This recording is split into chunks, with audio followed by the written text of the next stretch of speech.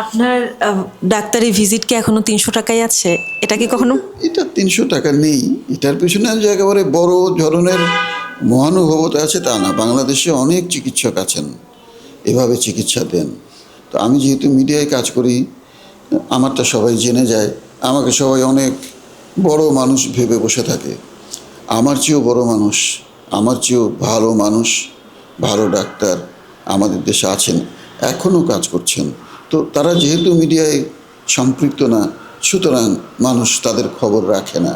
কিন্তু আমার মতো অনেক চিকিৎসক আছেন বাংলাদেশে যারা অনেক আন্তরিক এবং অনেক উন্নত মানের সেবা রোগীদের দিয়ে থাকেন, অনেক সাশ্রয়ে। আপনি নাকি এখনো লোকাল বাসে চলাফেরা করেন, এটা কি সত্যি? নিয়মিত না, মাঝে মাঝে চড়তে হয়।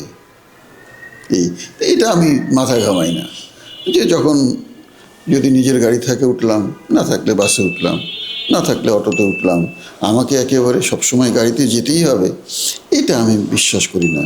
আর বাসে গেলেই যে আমার মান সম্মান চলে যাবে সেটাও বিশ্বাস করি না।